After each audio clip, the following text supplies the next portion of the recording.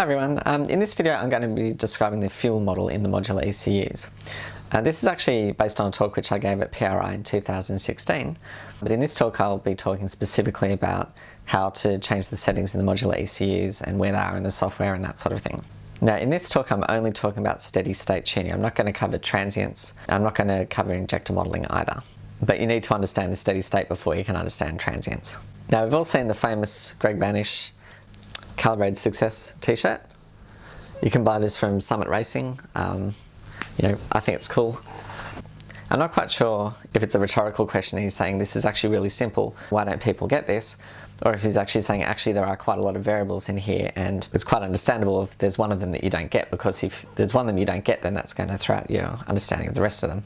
So maybe it's meant to be interpreted both ways. I don't know, I'm not a professional comedian. But what I will say is that if it looks intimidating to you now, no one part of it is all that complicated and you'll understand it in about 20 minutes from now. Now I'll start off by talking about history a little bit about how ECUs have traditionally controlled things. Now the ECU's job is, in terms of the fuel control, is to actually get the right amount of fuel into the engine to get a particular lambda value that we're actually aiming for as a tuner. Now when the tuner's there, he or she can adjust the fuel map to get the right lambda value. It's the ECU's job to get the right lambda value even when the tuner isn't there.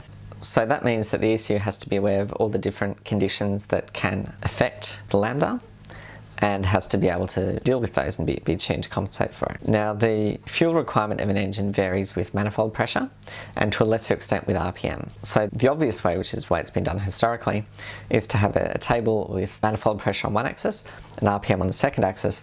Then the table is just a set of pulse widths or millisecond values to fire the injector for under each of those RPM load conditions. And we call this a fuel map, and it actually works alright so long as all the other variables are constant. Now, what sort of variables are not included in this calculation and which we're therefore assuming to be constant, but actually are not constant? Well, there's actually lots of them. When I did this at PRI, I let people call out things and I threw Tim Tams at people that gave sensible answers, but I can't do this here, so I'll just go through the list of ones that I thought of. One of them's temperature, so air temperature, coolant temperature, fuel temperature, they're all going to affect what that final millisecond value needs to be. Fuel pressure is another one, which is definitely going to affect the fuel pulse width that you need to get the correct lambda value eventually. Battery voltage is another one that varies.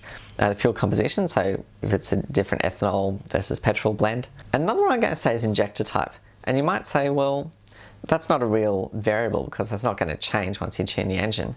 So I've sort of put it in there to challenge your thinking a little bit. What I've discovered with, over a decade of dealing with tuners is that a lot of tuners specialise in particular types of engines. And so after a little while they develop a decent library of engines, of maps for engines that they've done, and when one comes in that's a little bit like this other one, that becomes their starting point. So that means that their tuning time is reduced, they continually improve what they're doing so the results are better for the customers, and they become the experts in that geographical region for that particular engine, and they can get through the jobs faster therefore, and then they become more financially successful compared to having to learn it from scratch on every new engine that walks in the door, which is completely different from the last one they did. So in a lot of cases you don't get to choose which injectors are on an engine when it comes into you to be tuned. So if that's going to be a major variable that means that your fuel map's going to be completely different, then that means that you can't reuse this map for this engine, which happened to be pretty much the same as this other engine which you've got here, except it's got different injectors on it. So what we're trying to do is make life easier for tuners, obviously, and also we're trying to make life easier for our support guys, because if they don't have any knowledge about the different injector types, when they get a map, they can look at it and it's just a bunch of millisecond numbers, and without that they don't know. Whereas if we actually have the injector type as part of the model, then our support guys can look and say, well, that's definitely not right. For this engine, that's underfueled by about 20% or so. Probably, your lambda sensor needs to be recalibrated or something like that. Now, the way that we, that is ECU manufacturers, used to deal with this, and Adaptronic included, is that we'd have all these different compensation tables to deal with all these variables. So rather than actually building these variables into the calculation, we'd assume they were constant and then have correction tables for when they deviated from what we thought our standard value would be. So for example, we'd have an air temperature percentage fuel trim and coolant temperature percentage fuel trim, and then we discover that actually it needs a different amount of coolant trim under large amounts of vacuum compared to a wide open throttle. That is, at wide open throttle it needs more enrichment than at high vacuum, so we'll need two separate coolant temperature trim tables. And we'll need a battery voltage compensation table as well. Now on some engines where you've got a fuel pressure regulator, that would actually mean that your battery voltage compensation needs to change with manifold pressure because that changes the differential fuel pressure. Now, just to pick that as an example, how do you know when that has to change?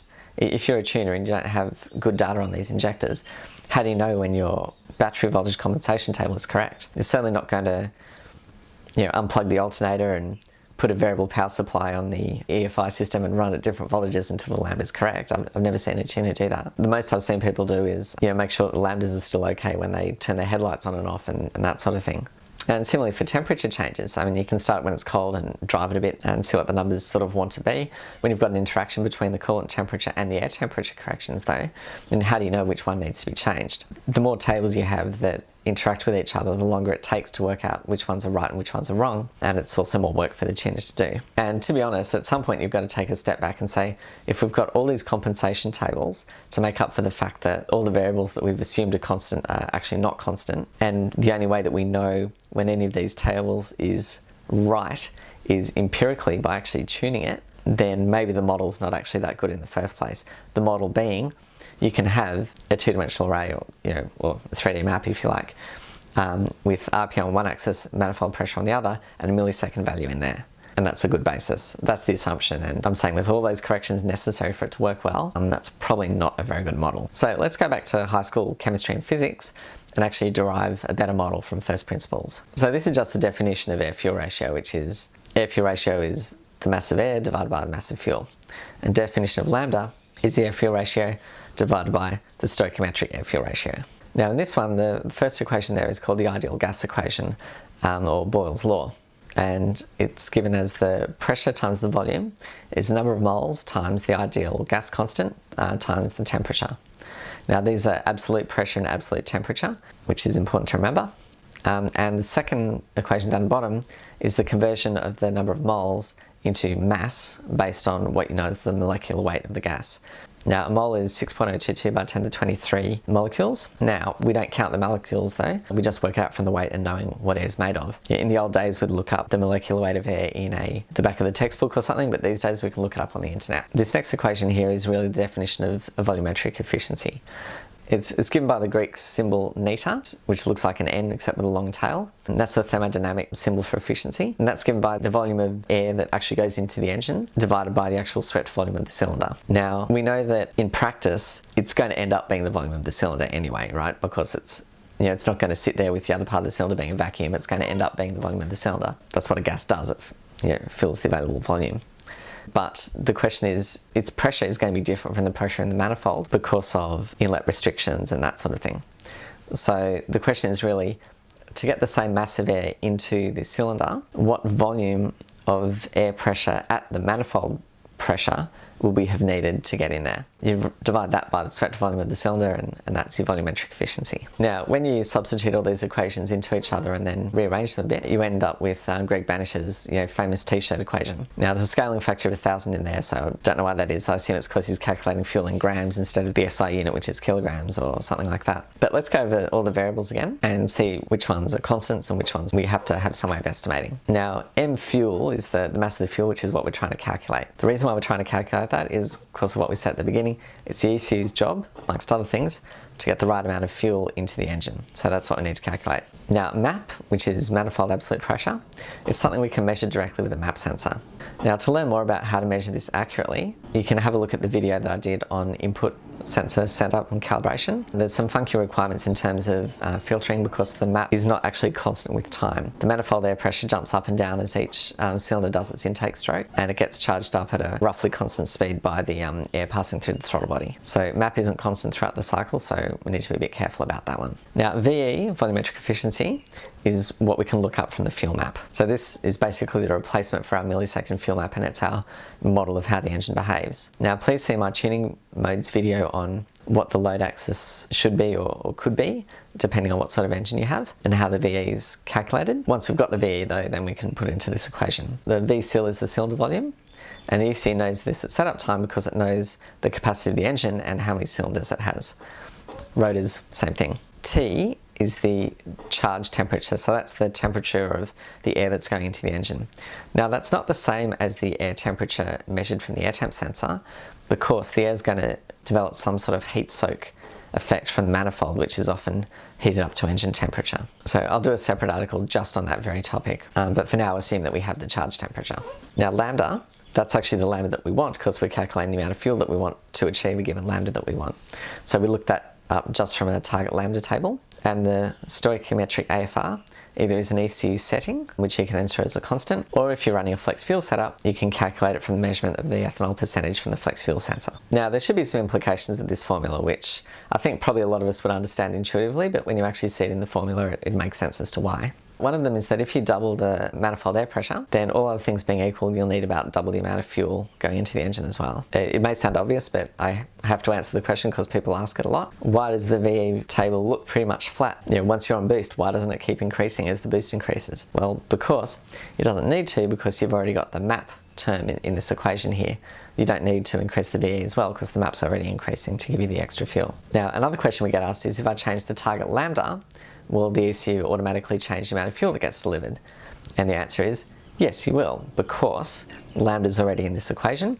If you change the target lambda at the bottom of that formula, it's going to change the amount of fuel that the ECU attempts to deliver. Now, because air temperature or charge temperature is already taken into account by this formula, that suggests that in theory, our temperature compensation should be 0 as well, because they're supposed to be handled by the formula. And in practice, I've been able to leave them at 0 on every car I've set up so far. That works pretty well because the model's pretty accurate. Now let's look at where all these settings are in the ECU. There are a lot of separate videos and articles about each one of these, but I'll just gloss over them here. So the first one is the engine capacity and the number of cylinders or rotors. That's set up in engine details. The stoichiometric AFR is set up in the fuel settings, fuel map 1 or fuel map 2 if you're using a dual map mode, stoichiometric AFR, or the stoichiometric source, whether it's constant or from the flex sensor. And this section also allows you to select what the load axis is for the fuel map, so that determines how the VE is calculated. Now, target lambda can be found under tuning fuel, target lambda, and the temperature is the estimated charge temperature, which was taken from a mixture of the coolant temperature and the air temperature sensors.